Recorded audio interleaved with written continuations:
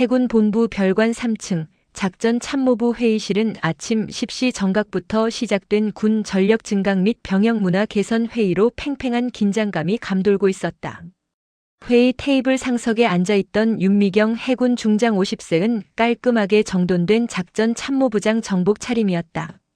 쉰을 넘긴 나이에도 그녀의 눈빛은 북해의 찬 바람처럼 날카로웠고 어깨에 달린 3개의 금빛 별은 회의실 내 모든 장교들에게 무언의 압력을 가하고 있었다.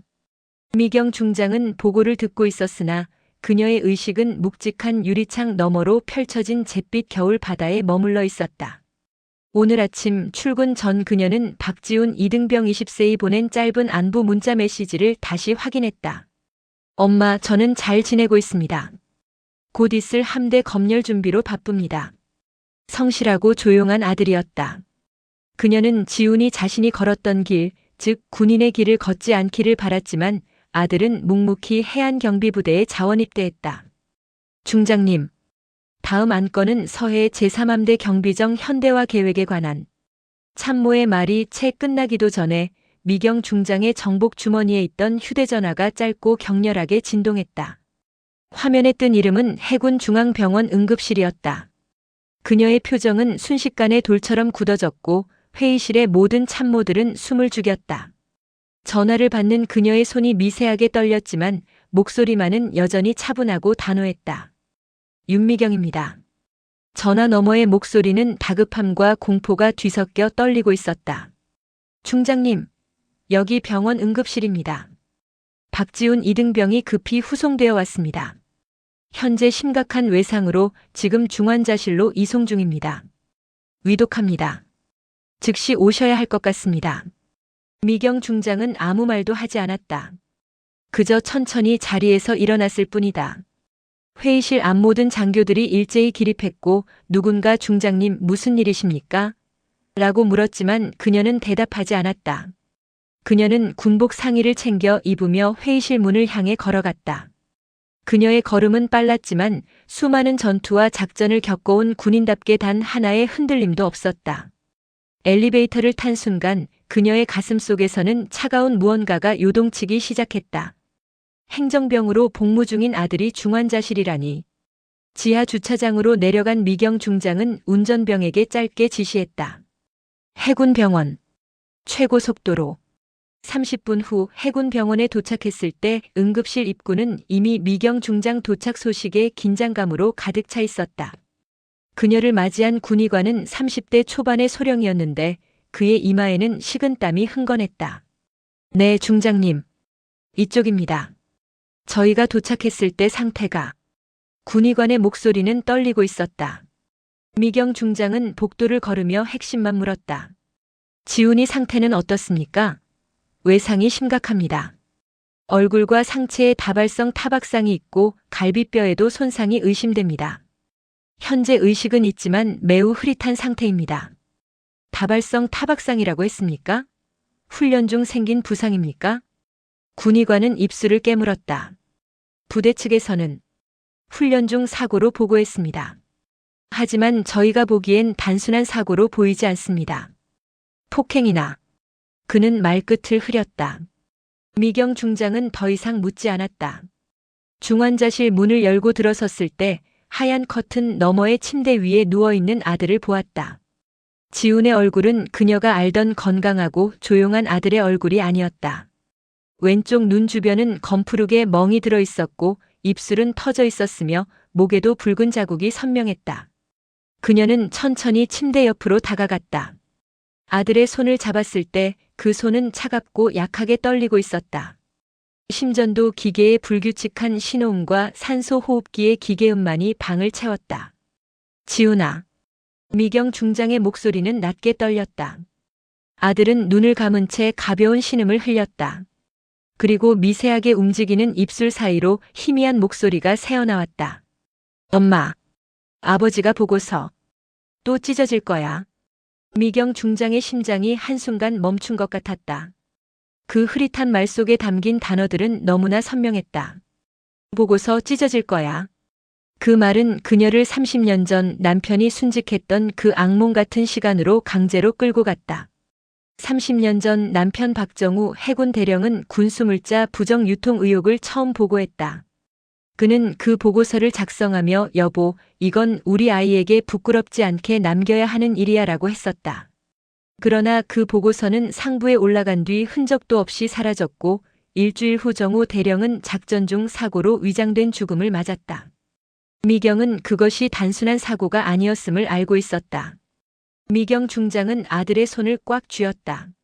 30년 동안 그녀는 침묵했고 어린 아들을 키우며 군에 남아 계급을 올렸다. 하지만 지금 아들이 똑같은 비극을 겪고 있었다. 보고서 찢어질 거야. 미경 중장은 천천히 몸을 일으켜 복도로 나갔다. 그녀는 군의관에게 모든 기록을 요구했다. 후송 기록과 부상 경위 보고서를 보여주십시오. 서류 뭉치를 넘겨보던 그녀의 눈빛이 더욱 날카로워졌다. 후송 시간 새벽 4시. 부상 발견 시간 새벽 3시 30분. 발견 장소 내무반. 부상 원인 훈련 중 사고로 기재. 몇 가지가 명백하게 이상했다. 후송 차량 블랙박스 기록은 메모리 오류로 누락되어 있었고 응급처치를 담당한 간호사 이름은 비어 있었다. 병실 CCTV 기록은 사고 당일 새벽 1시부터 3시까지 2시간만 공백이었다. 누군가 의도적으로 지운 흔적이었다. 이 기록들 누가 작성했습니까? 부대 측에서 보낸 자료입니다, 중장님. 미경 중장은 서류를 덮으며 복도 끝에 서 있던 헌병에게 지시했다. 부대로 연락해서 박지훈 이등병 소속의 소령중대장과 그 윗선인 함대 사령관준장을 지금 즉시 병원으로 오라고 전하십시오. 헌병은 당황했다. 네, 중장님. 부대 내부에서 자체 조사를. 미경 중장의 목소리가 낮아졌다. 나는 그 아이의 엄마다. 군복보다 먼저다. 그녀는 다시 중환자실로 들어가 아들의 곁에 앉았다. 떨리는 손으로 지훈의 손을 쓰다듬으며 낮게 속삭였다. 지훈아, 엄마가 끝까지 지켜줄게. 내 아버지가 못다한 일도 내가 겪은 일도 이번엔 절대 묻히지 않아. 창밖으로 겨울 바다 하늘이 어두워지고 있었다. 30년 동안 침묵했던 분노가 그녀 안에서 조용히 불타오르기 시작했다.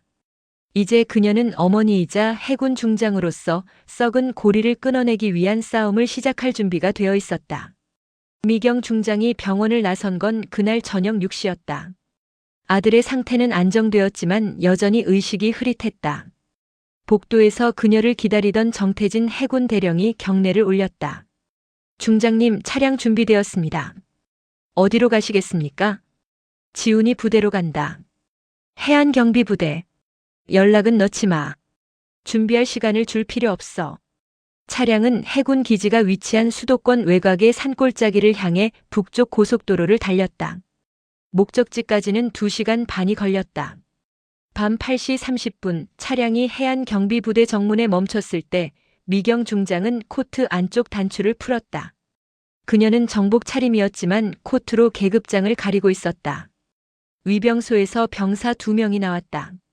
정태진 대령이 창문을 내렸다.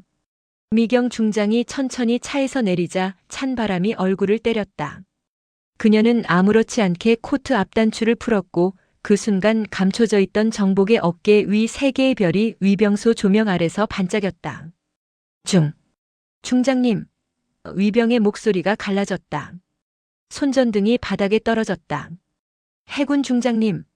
위병소 전원 차렷. 순식간에 부대 안에서는 비상벨이 울리기 시작했고 전 지휘관은 정문 집합 명령이 내려졌다. 미경 중장은 정문을 지나 부대 안으로 걸어 들어갔다. 몇 분 후 소령중대장을 포함한 간부들이 정문 앞에 도열했다. 그들 중 가장 앞에 선 인물은 이 부대를 관할하는 최영국 해군 준장 48세 함대 사령관이었다. 그의 얼굴에는 당혹감과 공포가 뒤섞여 있었다. 윤미경 중장님. 갑작스러운 방문에 제대로 준비를 못했습니다. 최 준장이 서둘러 말했다. 준비는 필요 없어. 박지훈 이병 소속 소령중대장 앞으로 나와. 떨리는 발걸음으로 앞으로 나선 중대장은 구타 사건을 훈련 중 발생한 사고라고 둘러댔다. 새벽 3시에 무슨 훈련을 했지? 미경 중장의 목소리가 낮아지자 중대장은 말문이 막혔다. 함대 사령관 최 준장. 병영 일지 군수장부 당일 CCTV 기록을 지금 즉시 가져와. 그리고 군수 창고 출입 기록도 함께. 최 준장의 얼굴이 굳어졌지만 미경 중장의 단호한 눈빛에 그는 더 이상 반박하지 못하고 부관에게 지시했다. 미경 중장은 정태진 대령을 돌아보며 말했다. 태진아, 지훈이 내무반으로 안내받아. 나도 지금 가겠어. 내무반 안은 공포로 얼어붙어 있었다. 20명 남짓한 병사들이 침상 옆에 차렷 자세로 서 있었고 모두 창백한 얼굴로 시선을 피하고 있었다. 미경 중장은 아들의 침상 앞에 멈춰섰다. 이불은 흐트러져 있었고 베개에는 희미한 핏자국이 남아 있었다. 그녀는 침상 옆에 쪼그리고 앉아 바닥을 살폈고 구겨진 작은 쪽지를 발견했다. 펼쳐보니 볼펜으로 휘갈겨 쓴 글씨가 적혀 있었다. 말 맞춰라. 상부에서 정리해준다. 그녀는 쪽지를 접으며 일어섰다. 누가 처음 박지훈 이병을 때렸지? 침묵이 이어졌다. 그녀는 조용하지만 분명한 목소리로 명령했다. 지금 이 방에서 박지훈 이병에게 손을 대지 않은 사람만 남아있어라. 몇 초간의 침묵 후 몇몇 병사들이 조심스럽게 방을 나섰다. 남은 병사들의 불안한 눈빛 속에서 한 일병이 용기를 내어 입을 열었다. 저는 직접 보지 못했습니다. 하지만 지훈이가 보급 업무를 하다가 장부가 맞지 않는다고 물자가 빠져나가고 있다는 소문이 있었습니다. 미경 중장은 중대장을 바라봤다. 중대장은 땀으로 범벅이 되어 고개를 저었다. 아닙니다. 그런 보고는 받은 적 없습니다. 미경 중장은 더 이상 중대장을 상대하지 않았다. 그녀는 정태진 대령에게 명령했다. 태진아, 이 내무반 모든 병사들 개별 면담 준비해. 지금 즉시. 그녀는 아들의 사물함에서 작은 수첩을 찾아냈다. 2월 12일 군수품 목록 확인. 숫자가 맞지 않음. 2월 15일 중대장님께 보고. 별다른 답변 없음. 2월 18일 밤에 누군가 나를 불렀음. 무서움. 마지막 페이지 엄마. 아버지가 했던 일을 내가 보고 있는 것 같아. 무섭지만 도망치지 않을게. 미경 중장의 손이 떨렸다. 아들은 아버지의 비극적인 진실을 알고 있었고 그럼에도 굴복하지 않았다. 그녀는 이제 어머니로서 그리고 해군 장교로서 아들을 덮친 이 조직을 끝까지 파헤쳐야 할 의무를 느꼈다. 행정실에서 미경 중장은 정태진 대령과 함께 부대 자료를 검토했다. 병영 일지는 특이 사항 없음이 반복되었지만 필체가 미묘하게 달랐다. 군수 장부를 대조하자 겨울 피복과 유류 항목에서 입고된 수량과 재고 수량이 크게 맞지 않았다. 정태진 대령이 옆방에서 나와 보고했다. 중장님, 병사 18명이 똑같은 진술을 반복했습니다. 훈련 중 다쳤다. 누가 때렸는지 모르겠다. 조직적인 통일 진술입니다. 그리고 박지훈 이병과 같은 보급실에서 근무했던 상병 한 명이 4일 전 긴급 귀가 조치를 받았습니다. 연락이 두절되었습니다. 증인을 지우고 있어. 조직적으로. 그때 군사경찰 하사가 투명 봉투를 들고 들어왔다. 중장님, 부대 파쇄실에서 발견한 문서입니다. 복원된 문서는 군수물자 거래 명세서였다. 거래처 이름은 삼성물산이었고 군납 등록 업체 목록에는 없는 유령업체였다. 유령업체. 정상 루트로 들어온 물자를 장부에만 2배로 올리고 차액은 빼돌려서 유령업체 명의로 팔아넘긴 거야. 정태진 대령의 얼굴이 굳어졌다. 이건 단순 비리가 아닙니다. 조직적인 카르텔입니다. 바로 그때 복도에서 급한 발소리가 들렸다. 최영국 함대 사령관준장이 들어왔다. 중장님, 해군 참모총장님께서 전화로 면담을 요청하셨습니다. 긴급하다고 하셨습니다. 미경 중장은 예상했다. 이 시간에 최고 위층이 나선다는 것은 윗선에서 압박이 들어왔다는 뜻이었다. 본관 사령관실에 들어서자 최 준장이 직접 그녀를 맞이했다. 사령관실에서 전화를 받은 미경 중장은 차분하게 말했다. 제 아들이 중환자실에 누워 있습니다. 어머니로서 당연한 일입니다. 그녀는 총장과의 통화 내용을 예상하며 이제 적의 모습이 조금씩 드러나기 시작했음을 직감했다. 이 거대한 조직을 무너뜨리기 위해 그녀는 이제 증거와 함께 30년 동안 품어왔던 비장의 무기를 꺼내야 했다. 부대를 떠난 미경 중장은 새벽 3시 서울 외곽의 집으로 향했다. 그녀는 운전병에게 집을 우회해 줄 것을 요청했고 조용히 현관문을 열고 안방으로 들어갔다. 옷장 맨 아래 칸에 숨겨둔 낡은 나무 상자. 그 안에는 남편 박정우 해군 대령의 유품이 담겨 있었다. 상자 속에는 찢어진 견장 조각과 함께 서류 봉투가 있었다. 봉투 안의 문서는 바로 정우 대령이 손으로 쓴 군수물자 부정유통 의심 사례 보고서 초안이었다. 제목 군수물자 부정유통 의심 사례 보고. 내용 1995년 12월부터 3개월간 겨울 피복과 유류가 장부상으로만 입고되고 실제로는 절반도 들어오지 않았음. 거래처 중 실존하지 않는 회사들이 있었음. 미경 중장의 손이 떨렸다. 30년이 지났지만 수법은 전혀 변하지 않았다. 보고서 마지막 장에는 남편의 메모가 있었다. 만약 내게 무슨 일이 생기면 이 서류를 잘 보관해줘. 언젠가는 진실이 밝혀질 거야. 그녀는 보고서를 가방에 넣고 다시 병원으로 향했다. 중환자실 아들의 침대 옆 개인 물품 속에서 아들의 태블릿을 꺼냈다. 잠금 화면을 풀자 메모 앱이 열렸다. 2월 20일 중대장님께 다시 보고했지만 묵살당했다. 장부를 다시 확인했는데 숫자가 더 이상하다. 거래처 중 유령 업체를 검색해봤는데 실존하지 않는다. 무섭다. 하지만 아버지가 했던 일을 나도 해야 한다고 생각했다. 2월 21일 밤 11시에 불려나갔다. 어떤 대령이었다. 나를 조용한 방으로 데려가 물었다. 왜 쓸데없는 것을 조사하냐고. 입 다물고 있으라고 협박이었다. 나는 아무 말도 하지 못했다. 그때 태블릿에서 알림이 울렸다. 음성 파일이었다. 엄마, 이 파일을 듣고 있다면 아마 나한테 무슨 일이 생긴 거겠죠. 무섭지만 도망치지 않을게요. 아버지가 하던 일을 제가 보고 있어요. 그 사람들 아직도 똑같은 짓을 하고 있어요. 엄마, 이번엔 묻히지 않았으면 좋겠어요. 미경 중장은 눈물을 닦고 일어섰다. 그녀는 남편의 보고서와 아들의 태블릿을 가방에 넣고 찢어진 견장을 주머니에 넣었다. 이 세 가지가 바로 30년을 관통하는 증거였다. 그녀는 정태진 대령에게 전화를 걸었다. 태진아, 나야. 지금 즉시 국방부 직속 감찰실에 면담 요청해줘. 긴급 사안이라고 전해. 해군 관련 중대 비리건이라고. 이틀 후 미경 중장은 해군 본부 참모총장실에서 조상우 해군 대장 65세과 독대했다. 조 총장은 책상 뒤에 앉아 여유로운 미소를 짓고 있었다. 그는 30년 전 남편의 보고서를 묻어버린 핵심 인물 중 하나였다. 윤 중장, 바쁜 중에 와줘서 고맙네. 아들 일은 유감이지만 자네가 군 전체를 흔드는 건 개인적 감정이 섞인 거 아닌가? 미경 중장의 눈빛이 차갑게 가라앉았다. 개인적 감정이 아닙니다. 30년 동안 반복된 조직적 범죄를 밝히는 겁니다. 조 총장은 목소리 톤을 낮췄다. 솔직히 말하지. 이쯤에서 조용히 정리하는 게 어떻겠나. 중간 몇 명 처벌하고 시스템 개선 발표하고. 자네는 개혁의 영웅이 되는 거야. 모두에게 좋은 결말 아닌가. 무너져야 할 부분은 무너져야 합니다. 미경 중장은 가방에서 3개의 서류 뭉치를 꺼내 책상 위에 펼쳤다. 1.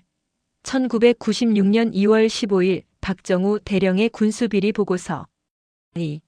30년 전 보고서를 묵살하라고 조상우 총장 서명이 들어간 지시문서. 3. 최근 박지훈 이병 사건의 은폐 지시문서. 조 총장의 얼굴이 굳어졌다. 이 서류들이 진짜라고 쳐. 그래서 어쩔 건가? 나를 고발하겠다는 건가? 아닙니다. 미경 중장은 차분하게 대답했다. 이미 했습니다. 조 총장은 벌떡 일어났다. 뭐라고? 윤미경, 지금 미쳤나? 내가 해군 참모총장을 고발했다고. 네. 군 형법 위반, 직권 남용, 비리 은폐, 증거 인멸 교사 4가지 혐의입니다. 오늘 오전 10시에 군사법원에 고발장을 제출했습니다. 조 총장이 격노하여 소리쳤다. 이건 반역이야. 군 기강을 무너뜨리는 짓이라고. 미경 중장은 주머니에서 작은 송신기를 꺼내 보이며 말했다. 총장님, 지금 하신 말씀이 국방부 대외의실과 군사법원 예비실로 실시간 송출되었습니다. 증인은 충분합니다. 문이 열리고 정태진 해군 대령과 헌병들이 들어왔다. 조상우 해군 참모총장님, 대통령 승인에 따라 군 형법 위반 혐의로 긴급 체포합니다. 조 총장은 의자에 주저앉으며 미경 중장을 노려보았다. 윤미경, 내가 이긴 거야. 하지만 이걸로 끝이라고 생각하지 마. 카르텔은 나 하나가 아니야.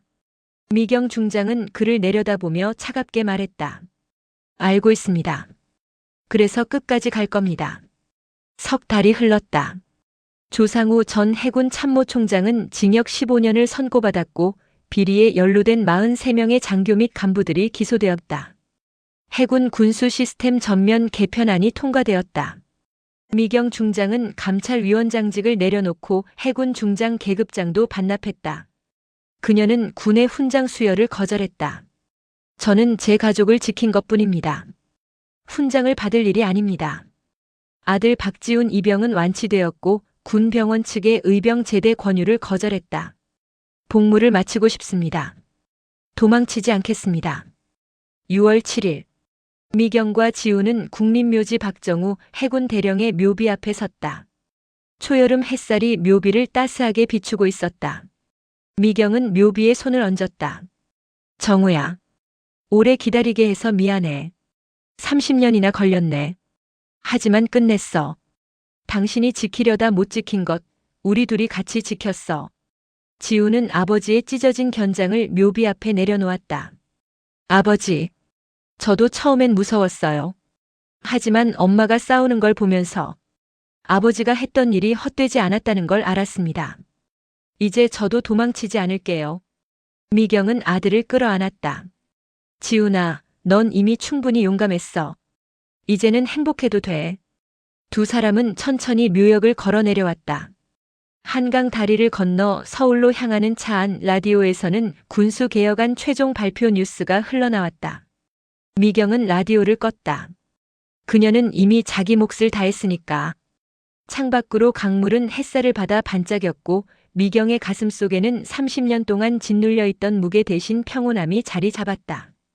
한 사람의 보고서와 한 사람의 태블릿, 그리고 한 어머니의 30년 기다림이 결국 정의로 이어졌다. 진실은 늦어질 수 있지만 결코 사라지지 않는다. 조상우 해군 참모총장이 긴급 체포된 사건은 군 전체, 특히 해군 조직에 핵폭탄이 떨어진 것과 같았다. 다음 날 아침 언론은 이 해군 창설 이래 최대 규모의 군납 비리 및 권력형 범죄 사건을 대서특필했다. 그러나 윤미경 중장이 기대했던 즉각적인 정화 작업은 예상치 못한 저항에 부딪혔다. 조 총장의 체포 이후에도 그와 연루되었던 함대 사령관 최영국 준장과 다수의 고위 간부들은 여전히 자리를 지키며 조직적인 입막음과 자료 인멸을 시도하고 있었다. 감찰팀이 확보해야 할 핵심 증거들이 관리상의 오류로 사라지거나 관련 인물들이 긴급 휴가를 떠나 연락이 두절되는 일이 발생했다. 이것은 카르텔이 조 총장 한 사람으로 끝나지 않음을 증명하는 분명한 신호였다. 미경 중장은 해군 본부의 작은 감찰실에 임시 사령부를 차렸다. 그녀는 정태진 대령에게 명령했다. 태진아, 이제부터 우리는 외인 구단이다. 해군 내부의 인맥이나 시스템에 의지하지 마. 국방부 직속 감찰 요원 중 신원 보증이 확실한 인물들로만 팀을 재편해. 우리가 찾는 건 사라진 물품이 아니야. 사라진 물품을 은폐하려 했던 인간들이야. 이 와중에 미경 중장의 개인적인 상황도 복잡했다. 그녀는 군의 영웅으로 추앙받는 동시에 개인 감정으로 군 기강을 문란케 한 인물로 비난받았다. 윤미경 중장의 보복이라는 험담이 군 내부 통신망을 타고 퍼져나갔다. 하지만 미경 중장은 묵묵히 모든 비난을 감수했다. 나의 명예는 중요하지 않아. 지훈이와 정우 대령의 명예가 더 중요해. 중환자실을 벗어난 아들 박지훈 이병은 일반 병실로 옮겨 회복 중이었다. 그의 어머니가 벌인 대단한 일들을 뉴스를 통해 알고 있었다. 지훈의 병실에는 미경 중장이 하루도 빠짐없이 들렀지만 두 사람 사이에는 묘한 긴장감이 흘렀다. 엄마 미안해요. 저 때문에. 지훈이 먼저 입을 열었다. 내가 왜 미안해? 너는 옳은 일을 한 거야. 내 아버지가 하려던 일을 내가 이어서 한 거야. 미경 중장은 아들의 손을 잡았다. 저는 그저 장부가 안 맞아서 보고했을 뿐이에요. 그런데 중대장님과 대령이 저를 협박하고 나중에는 잠든 저를 끌고 가서 때렸어요. 그 사람들이 아버지 이야기를 꺼냈어요. 내 아버지가 왜 죽었는지 알지? 너도 그 꼴 나기 싫으면 조용히 해라고요. 지훈의 증언은 미경 중장의 심장을 찔렀다. 30년 전 남편의 죽음이 협박의 도구로 쓰였다는 사실에 그녀는 다시 한번 분노를 느꼈다. 지훈은 의사에게 의병 제대 거부 의사를 분명히 했다. 저는 도망치지 않겠습니다. 이대로 나가면 제가 이 사람들 때문에 졌다는 기분이 들어요. 저는 제가 맡은 복무를 끝까지 마치고 당당하게 걸어나가고 싶습니다. 미경 중장은 아들의 단단해진 눈빛을 보며 고개를 끄덕였다. 그녀의 아들은 폭행을 통해 상처를 입었지만 그 상처를 통해 강인한 군인 정신을 얻었다. 이제 지훈은 단순히 피해자가 아니었다. 진실을 증언할 핵심 증인이었다. 미경 중장은 국방부 특별감찰위원회에 정식으로 박정우 대령 순직 사건의 재수사를 요청했다. 그녀는 남편의 보고서, 초안과 아들의 태블릿 증언을 증거로 제출했다. 두 사건의 수법이 완전히 동일합니다. 군납 비리를 은폐하기 위한 조직적 폭력 및 살인입니다. 30년 전 순직이 아닌 의도된 사고로 위장된 살인 사건임을 확신합니다.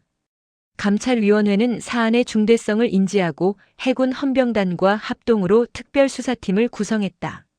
정태진 대령이 수사 실무를 맡았다. 첫 번째 난관은 30년 전 사고 관련 서류였다. 대부분은 이미 폐기되거나 유실된 것으로 처리되어 있었다. 그러나 정태진 대령은 포기하지 않았다. 그는 해군 기록 보관소에 먼지 쌓인 지하 벙커까지 내려가 마이크로필름 기록을 뒤지기 시작했다. 며칠 밤을 새운 끝에 정 대령은 30년 전 박정우 대령이 탑승했던 초계정의 최종 정비 보고서를 담은 마이크로필름을 발견했다. 보고서에는 출항 전 기계실 연료 밸브에 고의적인 물리적 손상이 발견되었으나 상부 지시로 단순 기계 결함으로 처리함이라는 정비병의 서명과 함께 삭제된 메모가 남아 있었다. 정 대령은 떨리는 손으로 미경 중장에게 보고했다. 중장님, 사고가 아니었습니다. 고의적인 파괴였고 사고로 위장되었습니다. 남편분은 그들이 보낸 자들에게 살해당한 것입니다. 미경 중장은 그 보고를 들었을 때 눈물 한 방울 흘리지 않았다. 그녀는 이미 알고 있었던 사실이었다. 30년 동안 그녀를 지탱해왔던 의혹이 차가운 문서로 확증된 순간이었다. 태진아, 수사팀을 둘로 나눠. 하나는 현재 비리 카르텔을 무너뜨리는 데 집중하고 다른 하나는 30년 전 살인 사건의 명령권자를 찾는 데 집중해. 이 사건은 단순 비리가 아니야. 이름 없는 자들의 피가 묻어있는 사건이야. 윤미경 중장은 이제 더 이상 어머니이자 장교가 아니었다. 그녀는 두 세대에 걸친 정의를 구현해야 하는 심판자가 되었다. 그녀의 눈빛은 바다보다 깊고 별보다 차가웠다. 재수사팀이 확보한 30년 전 정비 보고서는 곧바로 현 카르텔의 중간 보스인 최영국 해군 준장 48세를 향했다. 최 준장은 30년 전 박정우 대령의 사고 당시 해당 초계정 정비부대 소속의 하급 장교였으며 정비 기록을 단순 기계 결함으로 덮는 데 관여했던 인물이었다. 현재 그는 군수 물품 부정 유통을 도맡아 은폐하는 핵심 위치에 있었다. 미경 중장은 최 준장을 체포하기 위한 작전을 직접 지휘했다. 체포 작전은 그의 함대 사령관실에서 진행되었다. 최영국 준장, 군 형법상 직권 남용, 증거 인멸 교사 및 살인 사건 은폐 혐의로 긴급 체포합니다. 정태진 대령이 체포영장을 낭독했다. 최 준장은 체포 직전 자신의 사무실 파쇄기에 남아있던 마지막 증거를 황급히 인멸하려 했다. 하지만 정 대령의 팀은 이미 파쇄된 서류 조각들을 회수했고 유령업체 2차 계약서 초안의 일부를 복원해냈다. 계약서에는 조상우 총장 체포 이후 비자금을 해외 계좌로 즉시 이동 조치하라는 지시가 메모되어 있었다. 윤미경, 내가 이긴 것 같지? 웃기지 마. 너는 조상우 총장 하나 잡았을 뿐이야. 그 배후가 누군지 알면 너도 이진 못해. 최 준장은 끌려나가면서 미경 중장을 향해 악에 바친 비명을 질렀다. 미경 중장은 흔들리지 않았다. 내가 찾는 건 내가 지키는 윗선이 아니야. 진실이야. 최 준장의 체포는 카르텔의 결정타를 날렸다. 그의 구속 후 비리 연루자 40여 명은 일제히 자수하거나 증언하기 시작했다. 그들은 모두 조상우 총장의 지시를 받았다고 주장했지만 한결같이 조 총장에게 비자금을 전달하는 또 다른 인물이 있다고 진술했다. 그들은 그 인물의 이름을 알지 못했다. 그저 그림자라고 불렀다. 그림자는 미경 중장에게 새로운 숙제였다. 그녀는 카르텔의 최상층부가 조상우 총장 체포 후에도 여전히 살아 움직이고 있음을 직감했다. 정태진 대령은 최 준장의 비공개 자료에서 30년 전 박정우 대령이 순직하기 직전 남편이 비리 보고서를 들고 찾아갔던 한 고위층 인물의 이름을 발견했다. 96년 당시 국방부 차관보 1년 해군 참모총장 역임 5년 국방부 장관 역임. 그 인물의 이름은 이정식. 그는 현재 군 퇴역 후 유력안보연구소 소장으로 활동하며 군 안팎으로 막강한 영향력을 행사하고 있었다. 미경 중장은 직감적으로 이정식이 카르텔의 그림자이자 30년 전 남편의 죽음을 지시한 최종 명령권자임을 확신했다. 조상우는 그의 하수인에 불과했던 것이다. 1. 현재 비리 이정식의 측근들이 유령업체 삼성물산을 통해 군수품을 빼돌림. 2. 30년 전 비리 박정우 대령이 이정식에게 비리 보고서를 제출했으나 묵살당하고 곧바로 사고로 위장되어 살해됨. 모든 퍼즐 조각이 맞춰졌다. 이정식은 군의 비리를 자신의 사적 왕국을 건설하는 데 사용했고 그것을 은폐하기 위해 살인까지 서슴지 않았던 것이다. 이정식 소장을 체포하는 것은 조상우 총장을 체포하는 것과는 차원이 달랐다. 그는 군을 떠난 민간인이었지만 전 국방부 장관으로서의 권력과 인맥은 여전히 강력했다. 특히 현 정부 고위 관료들과의 연결고리가 너무나 견고했다. 미경 중장은 이정식을 체포하기 위한 작전을 폭풍 전야 사일런트 스톰나 명명했다. 그녀는 이정식의 혐의를 군 형법이 아닌 민간 법정에서 다뤄야 함을 알고 있었다. 태진아, 이정식 소장은 우리가 직접 체포할 수 없어. 우리의 임무는 그가 민간 검찰에게 체포될 수밖에 없는 결정적인 증거를 확보하는 것이다. 민간 법정에서 다룰 수 있는 비자금 조성 및 탈세 증거가 필요해. 정 대령은 이정식이 최 준장에게 지시했던 해외 비자금 계좌 이동을 추적하기 시작했다. 하지만 해외 계좌 추적은 시간과의 싸움이었다. 미경 중장은 마지막 수를 두었다. 그녀는 아들 박지훈 이병에게 요청했다. 지훈아, 미안하지만 내가 다시 한번 증언을 해줘야겠다. 내가 직접 언론 앞에서 증언해줘. 네? 제가요? 지훈은 망설였다. 이정식은 언론과 여론을 가장 두려워해. 내가 겪은 고통과 내 아버지의 이야기가 언론을 통해 터져나와야 여론의 압박으로 검찰이 수사에 착수할 수 있어. 이것이 우리가 그림자를 잡을 마지막 카드야. 지우는 잠시 침묵했지만 이내 고개를 끄덕였다. 하겠습니다. 아버지와 엄마가 저에게 준 용기를 저도 사용할게요. 윤미경 중장은 아들의 손을 꽉 잡았다. 이 작전은 그녀의 군 경력뿐만 아니라 가족 전체의 운명을 건 최후의 도박이었다. D-Day. 해군 중앙병원 회의실은 임시 기자회견장으로 꾸며졌다. 수많은 카메라와 기자들이 회의실을 가득 메웠다. 윤미경 중장은 정복 대신 단정한 사복을 입고 참석했다. 그녀의 곁에는 여전히 군복 차림의 아들 박지훈 이병이 앉아 있었다. 플래시 세례 속에서 지훈은 떨리는 목소리로 증언을 시작했다. 그는 군수장부에서 발견한 비리와 그로 인해 받은 조직적인 폭행의 전말을 담담하게 이야기했다. 저는 장부가 맞지 않다고 보고했을 뿐입니다. 하지만 그들은 저를 폭행하고 협박했습니다. 저에게 내 아버지가 왜 죽었는지 알지? 너도 그 꼴 나기 싫으면 입 다물어라고 말했습니다. 이 말은 기자회견장을 얼어붙게 만들었다. 지우는 잠시 숨을 고른 뒤 주머니에서 구겨진 쪽지를 꺼냈다. 말 맞춰라. 상부에서 정리해준다. 그는 쪽지를 들어보였다. 그리고 마지막으로 지우는 아버지의 이야기를 꺼냈다. 저는 어렸을 때부터 아버지를 존경했습니다. 아버지는 30년 전 이 비리를 막으려다 사고로 위장된 죽음을 맞으셨습니다. 이 카르텔은 30년 동안 두 세대에 걸쳐 한 가족의 목숨을 위협했습니다. 저는 이것이 단순한 비리가 아니라 국민의 세금을 도둑질하고 군인의 명예를 짓밟고 진실을 묻으려 했던 범죄임을 분명히 밝힙니다. 기자회견은 폭발적인 반응을 일으켰다. 해군 비리 사건은 아버지의 30년 한을 갚은 아들의 고발이라는 드라마틱한 스토리로 순식간에 전국을 뒤덮었다. 주요 언론들은 핏빛 명예라는 제목으로 이정식 전 국방부 장관의 배후 의혹을 보도하기 시작했다. 여론은 들끓었고 이정식 소장에 대한 검찰 수사 착수 요구가 빗발쳤다. 여론의 압박에 밀려 검찰은 결국 이정식 전 국방부 장관에 대한 전격적인 압수수색과 수사를 개시했다. 정태진 대령의 팀은 마지막 퍼즐을 맞추는 데 성공했다. 이정식의 측근들이 비자금을 이동시키기 위해 사용했던 해외 페이퍼 컴퍼니의 자금 출처가 결국 포착된 것이다. 페이퍼 컴퍼니의 최종 수령인은 이정식의 가족이 운영하는 비영리 재단이었고 재단의 계좌에서 군납업체로부터 받은 거액의 리베이트 흔적이 발견되었다. 결국 이정식 전 국방부 장관은 검찰에 소환되었고 30년 전 박정우 대령 살인 은폐 혐의와 비자금 조성 혐의 등으로 구속 기소되었다.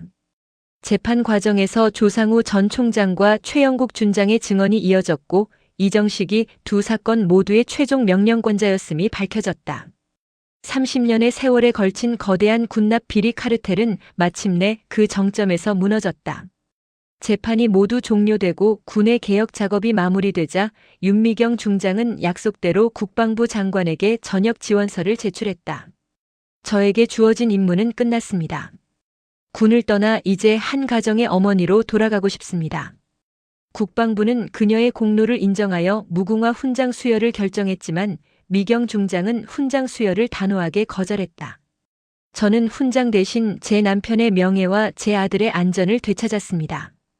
그것이면 충분합니다. 저녁식은 조용하게 진행되었다. 미경 중장은 정복 어깨 위에 3개의 별을 직접 떼어내 손에 쥐었다. 그 별들은 30년 동안 그녀의 의무이자 그녀의 고통이었다. 며칠 후 아들 박지훈 입영의 저녁일. 지훈은 부대를 나서며 마지막 경례를 올렸다. 정문 밖에는 엄마 윤미경이 서 있었다. 지훈은 제대 기념으로 아버지 박정우 대령의 묘소를 다시 찾았다. 엄마와 아들이 나란히 섰다. 지훈이 마지막으로 준비한 아버지의 찢어진 견장을 묘비 앞에 놓았다. 그리고 그 옆에 자신의 낡은 군번줄을 살포시 내려놓았다. 아버지, 저는 제가 할 일을 다 했습니다. 이제 정말 끝입니다. 미경은 아들의 어깨를 감싸 안았다.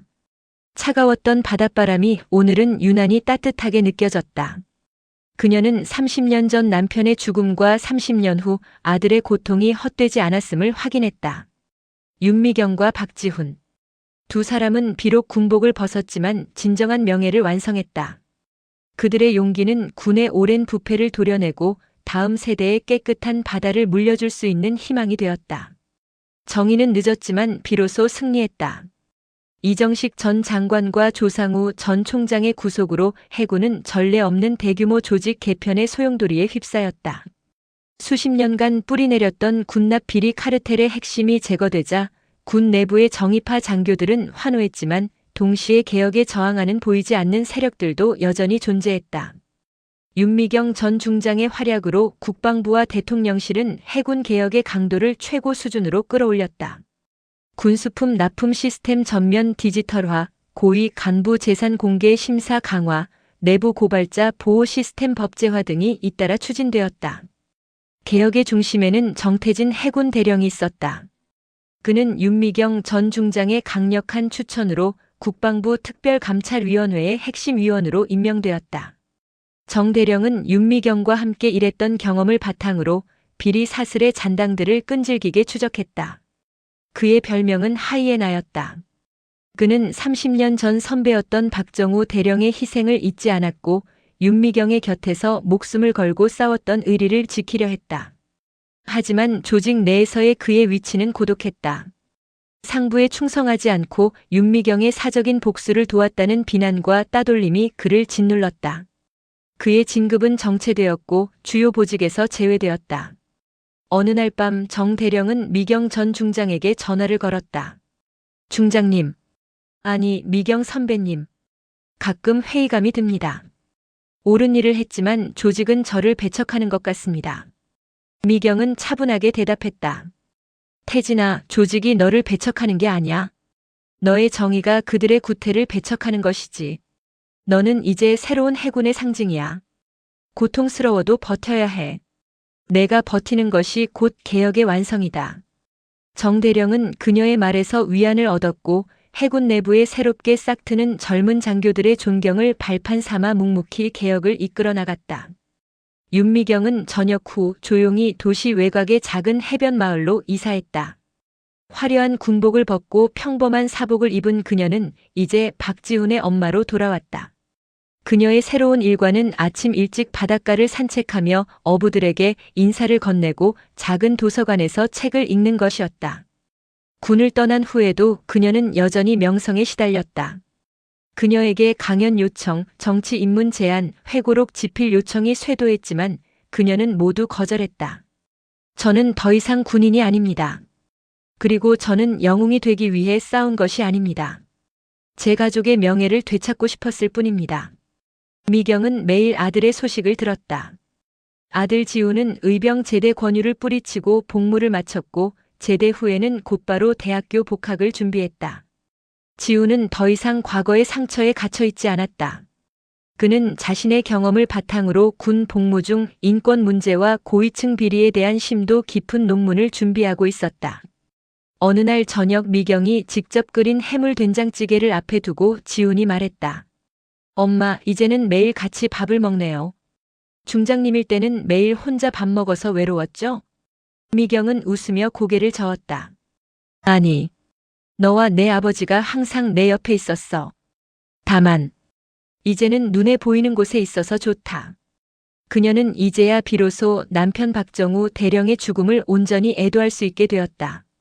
30년 동안 그녀의 분노는 그녀를 지탱하는 연료였지만 이제는 그 분노를 내려놓고 평화로운 삶을 선택했다. 이번 사건을 통해 드러난 가장 심각한 문제는 군 내부의 감찰 및 사법 시스템이 고위층 비리 앞에서 무력했다는 점이었다. 윤미경 전 중장이 민간 법정의 도움을 받기 위해 여론에 호소해야 했던 것은 군 사법 시스템의 실패를 의미했다. 이에 국방부는 군 사법 시스템의 대대적인 개혁을 단행했다. 1. 군 검찰 독립성 강화. 군 검찰이 고위 장교의 영향력으로부터 독립적으로 수사를 진행할 수 있도록 국방부 장관 직속이 아닌 민간 전문가가 참여하는 감찰위원회의 감독을 받도록 변경했다. 2. 내부 고발자 보호 법제화. 박지훈 이병의 사례를 교훈 삼아 내부 고발자가 익명성을 보장받고 불이익을 당하지 않도록 하는 강력한 법적 보호 장치가 마련되었다. 정 대령의 팀이 이 작업의 실무를 맡았다. 3. 사이버 감사 시스템 도입. 모든 군수품 거래 기록과 인사 기록은 해군 본부가 아닌 국방부 직속의 제3의 독립기관에서 관리하도록 하는 시스템이 구축되었다. 미경은 이 개혁 소식을 들었을 때 그녀의 30년 싸움이 헛되지 않았음을 확인했다. 그녀의 승리는 개인적인 복수에서 멈추지 않고 군이라는 조직 전체를 정화하는 역사적 분기점이 되었다. 사건 발생 1년 후 정태진 해군 대령은 마침내 해군 준장으로 진급했다. 그의 진급은 일반적인 군 관례를 깬 파격적인 인사였다. 그는 단순히 진급한 것이 아니라 새로 창설된 해군 청렴 개혁 추진단의 초대 단장으로 임명되었다. 그의 어깨 위에는 그를 조롱했던 선배들이 달지 못한 금빛 별 하나가 빛나고 있었다. 정 준장은 취임 연설에서 윤미경 전 중장과 박정우 대령의 이름을 거론했다. 저는 제 선배들과 함께 싸웠습니다. 그들의 희생과 용기가 없었다면 오늘 이 자리에 저는 없었을 것입니다. 청렴은 구호가 아닙니다. 그것은 군인이 목숨을 걸고 지켜야 할 가장 중요한 작전입니다. 그는 취임 후 해군 내에서 여전히 비리 잔당들이 남아있는 부대를 찾아내고 군수품 관리의 투명성을 확보하는 데 전력을 다했다. 그의 리더십은 새로운 세대의 젊은 장교들에게 영감을 주었다. 그들은 정 준장을 정의로운 별이라 불렀다. 정 준장은 종종 미경 전 중장의 해변 마을 집을 찾아가 조언을 구했다. 그들의 관계는 이제 단순히 상하 관계가 아니라 군 개혁이라는 공동의 목표를 가진 동지이자 멘토와 멘티의 관계였다. 선배님, 아직도 유령업체와 유사한 수법들이 미세하게 발견됩니다. 카르텔의 DNA는 쉽게 사라지지 않는 것 같습니다. 정준장이 보고했다. 미경은 차를 마시며 대답했다. 완전히 사라지지 않아, 태진아. 인간의 욕심이 있는 한. 하지만 내 임무는 그 욕심이 조직을 무너뜨릴 정도로 커지지 않게 감시하는 것이다. 너는 이제 방패이자 감시자야. 힘든 싸움이지만 너는 이길 수 있다. 박지우는 복학 후 1년 만에 그의 경험을 바탕으로 작성한 논문 군대 내 인권 침해와 고위층 비리 은폐의 구조적 연관성 연구를 발표했다. 논문은 군 내부의 수직적인 문화가 어떻게 고위층 비리를 보호하고 내부 고발자를 희생시키는지를 정교하게 분석했다. 그의 논문은 학계뿐만 아니라 시민사회에서도 큰 반향을 일으켰다. 지우는 젊은 세대에게 용기 있는 지식인의 상징이 되었다. 그는 강연 요청을 받기 시작했고 군 인권 개선을 위한 시민단체 활동에 참여하며 군 내부 개혁의 필요성을 역설했다. 지우는 어머니에게 감사함을 표했다. 엄마, 저에게 공부할 기회를 주셔서 감사합니다. 단순히 복수심을 넘어서 이 사회에 기여할 수 있는 방법을 찾은 것 같습니다. 미경은 자랑스러웠지만 아들에게 조언했다. 절대 오만해서는 안 돼. 너의 지위는 내가 희생해서 얻은 거야. 그 희생을 잊지 말고 낮은 곳의 목소리를 대변해줘야 한다. 지우는 어머니의 가르침을 따라 군 복무 중 부당한 대우를 받은 병사들의 법률 자문을 돕는 봉사활동을 시작했다. 그의 삶은 더 이상 과거의 피해자가 아닌 미래를 건설하는 청년으로 거듭났다. 사건 종결 후 2년이 되는 해 국방부는 박정우 해군 대령의 순직 사건을 직무 중 살해당한 명예로운 전사로 공식 정정했다. 그의 묘비는 순직 군인 묘역에서 전사 군인 묘역으로 이장되었고 그의 묘비명에는 군수 비리 고발 중 적에 의해 살해됨이라는 문구가 새롭게 추가되었다. 국방부 장관은 공식 기자회견을 통해 박 대령에게 금성 충무 무공훈장을 추서했다. 30년 만에 그의 명예는 완벽하게 회복되었다. 묘비 이장식은 조용히 진행되었다. 미경과 지훈 그리고 정태진 준장이 참석했다. 묘비 앞에 선 미경은 30년 동안 참아왔던 눈물을 마침내 흘렸다. 정우야, 이제야 편히 잠들어. 내가 원했던 세상이 조금씩 만들어지고 있어. 지훈이가 내 뜻을 이어받았어. 우리는 해냈어. 박정우 대령의 명예 회복은 윤미경의 복수국이 단순한 개인사를 넘어 국가적 차원의 정의 구현이었음을 상징적으로 보여주었다. 사건 종결 후 5년의 세월이 흘렀다. 윤미경 전 중장은 여전히 해변 마을에서 평화로운 삶을 이어가고 있었다. 그녀는 지역사회의 작은 봉사활동에 참여하며 과거의 영광과 고통을 내려놓고 고요한 일상을 누리고 있었다. 그녀는 이제 군복 대신 밝은 색의 평상복을 입었고 얼굴에는 잔잔한 미소가 떠나지 않았다. 그녀의 집 거실에는 남편의 사진과 함께 아들 지훈이 받은 대학원 졸업장 그리고 정태진 준장이 선물한 작은 단 모양의 기념품이 놓여 있었다. 닻의 의미는 흔들리지 않는 정이었다. 그녀는 가끔 바닷가 벤치에 앉아 수평선을 바라보았다. 푸른 바다는 때로는 거칠었지만 오늘은 잔잔하고 평화로웠다. 미경은 자신이 30년 동안 싸웠던 이유가 결국 이 평화로운 바다를 지키기 위함이었음을 깨달았다. 정태진 준장은 이제 해군 소장으로 진급하여 해군 사관학교 교장으로 부임했다. 그의 임무는 새로운 세대의 해군 장교들에게 청렴과 명예를 가르치는 것이었다. 그는 사관 생도들에게 조상우와 이정식의 사례를 가르치며 경고했다. 여러분은 기술과 전략을 배우는 것보다 명예를 지키는 법을 먼저 배워야 합니다. 진정한 적은 외부에 있는 것이 아니라 여러분 마음속의 탐욕입니다. 그는 윤미경 전 중장을 사관학교 특별 강연자로 초청했다. 미경은 생도들 앞에서 자신의 경험을 이야기하며 용기가 때로는 계급보다 강하다는 메시지를 전했다. 저는 3개의 별을 달았습니다. 하지만 저에게 가장 큰 용기를 준 것은 하나의 별도 달지 못한 진실을 말하려 했던 한 이병의 용기였습니다. 여러분, 가장 낮은 곳에 있는 사람들의 목소리를 들으십시오. 그것이 진정한 해군의 힘입니다. 박지우는 대학원에서 법학과 군사학을 융합한 전문 분야를 연구하며 군 인권 전문 변호사가 되기 위한 길을 걷고 있었다. 그는 어머니와 아버지의 희생을 바탕으로 다시는 군 내부의 권력 남용으로 인해 무고한 생명이 희생되지 않도록 돕는 것을 자신의 소명으로 삼았다. 어느 해 여름 지우는 바닷가를 찾아와 어머니에게 말했다. 엄마, 저는 변호사가 되면 가장 먼저 군 내부 고발자들을 위한 전담 재단을 만들 거예요. 제가 아버지를 잃고 제가 당했던 고통을 다른 누군가는 겪지 않게 하고 싶습니다. 미경은 아들의 손을 잡았다. 아들아, 내 아버지와 내가 원했던 것이 바로 그거였어. 진실을 말한 사람이 고통받지 않는 세상. 그녀는 고개를 들어 수평선을 바라보았다. 저 바다 너머에 남편의 정신과 아들의 미래가 함께 있었다. 별셋의 복수는 끝났지만 그 복수가 낳은 정의로운 세대의 이야기는 이제 막 시작된 것이다.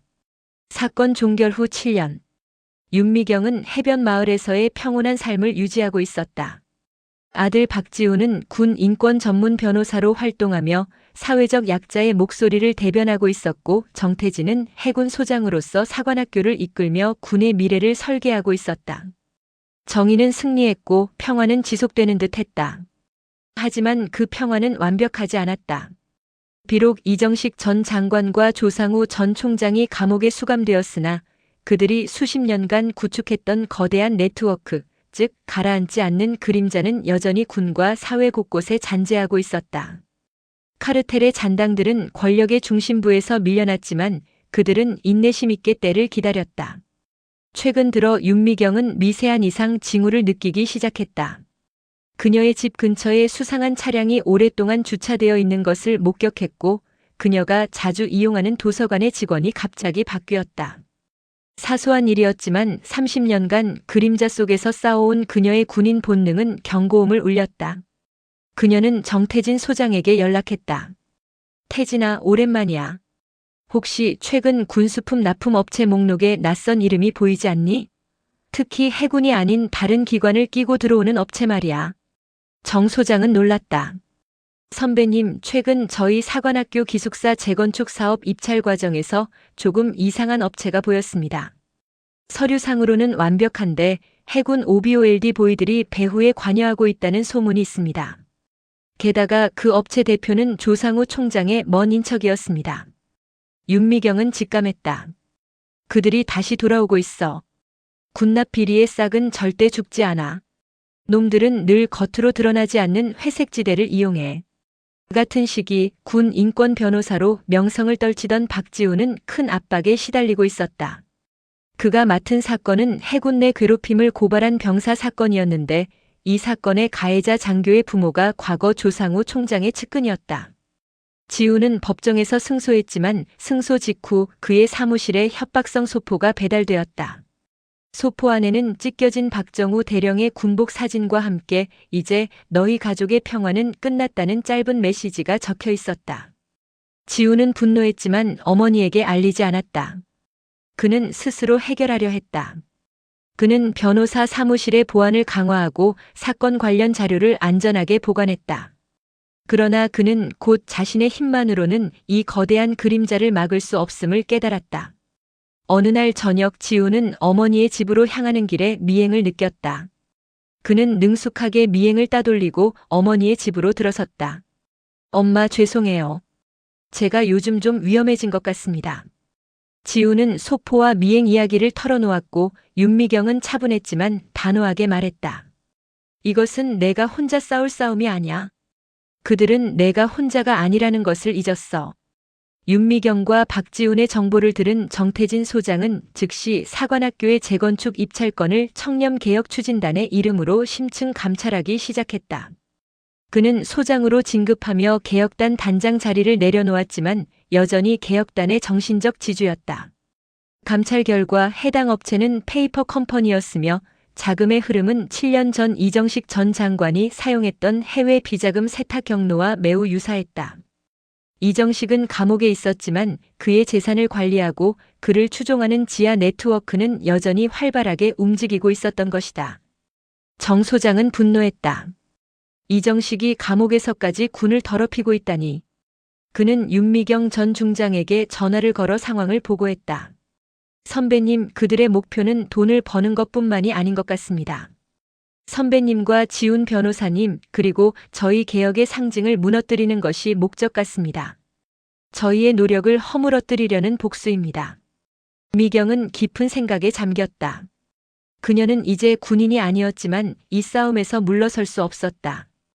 그녀가 물러서면 7년 전 박정우 대령의 명예 회복과 모든 개혁이 수포로 돌아갈 것이었다.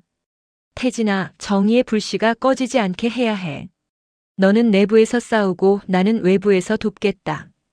우리가 가장 잘 아는 방법으로 놈들을 쫓아내야 해. 그날 밤 윤미경, 박지훈, 정태진 소장은 7년 만에 다시 뭉쳤다. 그들은 미경의 집 거실에서 마주 앉았다. 이제는 모두 군복을 입지 않았지만 그들의 눈빛에는 전투를 앞둔 군인의 결의가 서려 있었다. 이 싸움은 끝난 줄 알았는데 아니었네요. 정의는 지속적인 감시라는 걸 깨달았습니다. 지훈이 말했다. 맞아. 우리가 이겼던 건 단 한 번의 전투였어. 전쟁은 아직 끝나지 않았어. 미경이 답했다. 정 소장은 그들에게 해군 사관학교의 작은 단 모양 기념품 2개를 건넸다. 이것은 사관학교의 새 전통입니다. 흔들리지 않는 명예의 상징입니다. 저는 군 내부에서, 지훈 변호사님은 법정에서, 선배님은 사회의 눈으로 감시해 주십시오. 우리 셋이 곧 새로운 감찰위원회입니다. 세 사람은 닷 기념품을 움켜쥐었다. 7년 전의 분노는 이제 단단한 의무감으로 바뀌어 있었다. 그들은 침묵 속에서 다시 한번 약속했다. 가라앉지 않는 그림자를 끝까지 쫓아내고 푸른 바다의 청렴을 지킬 것을 맹세한다. 윤미경은 다시 바닷가로 나갔다. 7년 전 평화로웠던 파도 소리가 오늘은 새로운 작전의 명령처럼 들려왔다. 박지훈 이병 사건과 이정식 전 장관의 몰락 후 15년의 세월이 흘렀다. 그 긴 시간 동안 해군은 정태진의 리더십 아래 완벽하게 투명한 조직으로 탈바꿈했다. 이제 60대에 접어든 정태진 중장은 마침내 해군 참모총 장대장으로 진급하여 해군의 최정점에 섰다. 그의 어깨 위에 4개의 금빛별은 단순한 계급장이 아니라 30년 묵은 부패를 도려낸 정의의 상징이었다. 참모총장 집무실에서 정 대장은 취임사를 준비하고 있었다. 그의 책상 가장자리에는 10년 전 윤미경이 선물했던 작은 단 모양의 기념품이 빛나고 있었다. 그 닻은 그가 권력의 정점에 섰음에도 불구하고 늘 흔들리지 않는 명예를 상기시키는 준엄한 경고와 같았다. 그가 이룬 가장 큰 업적은 정의의 제도화였다.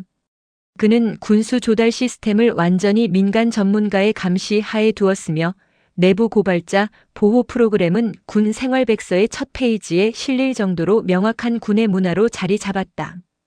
군 내부에서 박정우-박지훈의 이름은 단순한 피해자가 아니라 군인의 명예를 상징하는 영웅의 이름이 되었다. 총장님, 다음 달 예산안 심의가 있습니다. 이번에 외국 업체들의 입김이 강한데. 비서실장이 보고했다. 정 대장은 옅은 미소를 지으며 답했다. 걱정 마. 우리 해군에게는 윤미경 지침이 있지 않나. 모든 절차를 국민에게 공개하고 모든 회의록을 투명하게 남겨. 어둠 속에서 움직이는 자들에게 빛을 비춰주는 것이 우리의 가장 강력한 무기다. 정 대장은 총장 진급이 결정된 직후 가장 먼저 윤미경을 찾아갔다.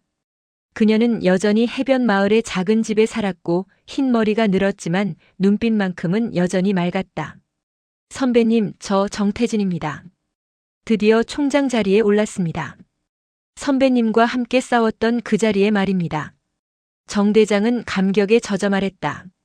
미경은 차분하게 웃으며 그의 어깨 위에 4개의 별을 바라보았다. 내가 그 자리에 서서 기쁘다. 이제야 비로소 내 아버지가 뿌린 씨앗이 결실을 맺은 것 같구나. 그녀는 정 대장에게 마지막 가르침을 전했다. 태진아, 너는 최고의 계급에 올랐어. 하지만 절대 잊지 마. 계급은 너에게 권력을 주지만 명예는 내가 가장 낮은 사람들을 위해 싸울 때만 얻을 수 있다. 너는 이제 조직의 맨 위에 있지만 늘 박지훈 이병이 보았던 시선으로 세상을 바라봐야 한다. 그의 보고를 들은 미경은 이제야 자신의 임무가 완전히 끝났음을 깨달았다. 그녀의 복수는 개인적인 한을 넘어 군이라는 거대한 조직의 영원한 수호자를 세우는 것으로 완성되었다. 정태진 대장의 취임식이 있던 그 주 윤미경은 자신이 가장 사랑했던 해변 마을 집에서 조용히 눈을 감았다. 향년 75세. 그녀의 마지막 길은 평화로웠고 슬픔보다는 완성된 삶에 대한 존경으로 가득 찼다. 정태진 대장과 박지훈 변호사가 그녀의 마지막을 지켰다. 그녀의 유언대로 그녀는 국립현충원 남편 박정우 대령의 묘소 옆 푸른 바다가 보이는 곳에 안장되었다. 정 대장은 그녀의 묘비 앞에서 굳은 경례를 올렸다. 선배님 편히 잠드십시오. 선배님이 지키려 했던 명예, 제가 이 해군 전체와 함께 영원히 지키겠습니다. 윤미경의 삶은 30년의 기다림, 1년의 격렬한 전투, 그리고 15년의 영원한 감시로 요약되었다. 그녀는 권력의 정점에서 스스로 내려왔지만 그녀의 정의는 조직의 가장 깊숙한 곳에 영원히 새겨졌다. 윤미경의 사망 후 3년이 흘렀다. 박지훈은 40대 중반의 중견 변호사로 성장하여 군 인권 분야에서는 대체 불가능한 권위자가 되었다. 그는 단순한 소송 수행을 넘어 군 사법개혁특별위원회의 핵심 위원으로 활동하며 실질적인 법률 개정을 주도했다. 그의 가장 큰 업적은 박정우 특별법의 통과였다. 이 법은 군 내부 고발자의 신원 보호와 보상을 국가가 영구적으로 책임지도록 명문화했으며 징계나 협박을 시도하는 군인에게는 가장 강력한 처벌을 부과하도록 했다. 이 법은 아버지 박정우 대령과 자신의 이름, 그리고 어머니 윤미경 중장의 희생을 바탕으로 만들어졌다. 지훈이 설립한 박정우-박지훈 재단은 이제 군 내부 인권 보호와 비리 감시 분야에서 독보적인 존재가 되었다. 재단의 활동은 군의 모든 계급에게 비리를 저지르면 반드시 처벌받는다는 강력한 경고를 심어주었고, 이는 군 문화의 근본적인 변화를 이끌어냈다. 지훈은 어머니의 가르침대로 복수심을 내려놓고 화해와 용서의 길을 걸었다. 그는 과거 자신을 폭행했던 가해자 장교들이 복역 후 사회로 돌아왔을 때 그들이 재활할 수 있도록 익명으로 지원했다. 이는 미경이 그에게 심어준 정의는 복수가 아니라 치유라는 믿음에서 비롯되었다. 그는 변호사로 활동하며 만난 아내와 두 아이를 낳고 행복한 가정을 이루었다. 그의 아이들은 할아버지 박정우와 할머니 윤미경의 이야기를 동화처럼 들으며 자랐다. 그 이야기 속의 할아버지와 할머니는 악과 싸워 정의를 지킨 진짜 영웅이었다. 지훈은 아이들에게 늘 강조했다.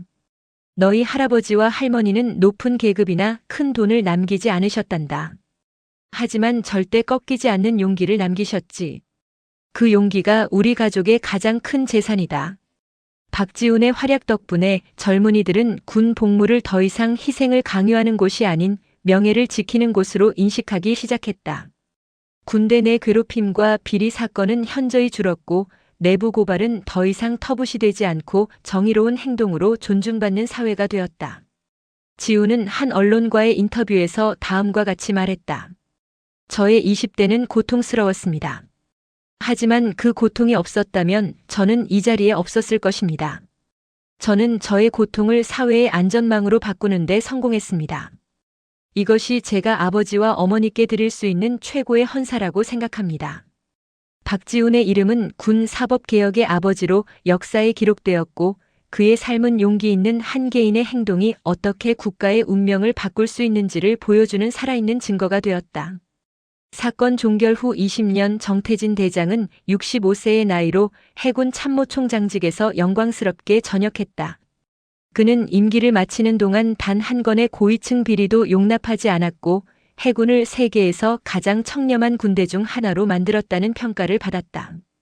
전역식 날 그의 어깨에서 4개의 별이 내려지는 순간 그는 윤미경과 박정우 그리고 젊은 날의 박지훈을 떠올렸다. 그 별은 그들의 희생과 용기를 상징했기에 더욱 무거웠다. 전역 후 정태진은 박지훈 변호사의 박정우-박지훈 재단에 합류하여 이사장을 맡았다. 그는 군 내부의 경험과 지훈의 법률 지식을 결합하여 군 개혁의 마지막 퍼즐을 맞추는데 헌신했다. 그의 새로운 삶은 군복을 벗은 명예 그 자체였다. 정태진과 박지훈은 매년 현충일마다 국립현충원을 찾았다. 그들은 박정우 대령과 윤미경 중장의 묘비 앞에 섰다. 이제 두 묘비는 나란히 푸른 바다를 내려다보는 가장 명당에 자리하고 있었다. 박지훈이 말했다. 총장님, 아버지와 어머니의 희생이 헛되지 않았습니다. 우리가 해냈습니다. 정태진은 고개를 끄덕였다. 우리가 지킨 것은 단순한 청렴이 아니야, 지훈아. 우리는 진실을 말한 사람이 멸망하지 않는다는 것을 증명했지. 그것이 내 아버지와 어머니가 우리에게 남긴 가장 큰 유산이다. 그들은 묘비 앞에 작은 단 모양의 기념품을 하나 더 놓았다. 이 닻은 윤미경이 정태진에게, 정태진이 박지훈에게 물려준 영원한 감시와 명예의 상징이었다. 3.3. 바다를 향한 최종적인 약속. 그날 오후 두 사람은 윤미경이 살았던 해변 마을을 찾았다. 그들이 벤치에 앉아 수평선을 바라보았을 때 푸른 파도가 잔잔하게 모래사장을 훑고 있었다. 정태진은 말했다. 선배님은 이 바다를 참 좋아하셨지. 바다는 정직하니까. 숨기는 게 없으니까. 지우는 고개를 끄덕였다. 저희는 이제 더 이상 군복을 입지 않았습니다. 하지만 저희의 싸움은 계속될 겁니다. 저희의 닻은 영원히 이 바다 위에 내려져 있을 겁니다. 그들의 시선은 멀리 지평선 너머로 향했다.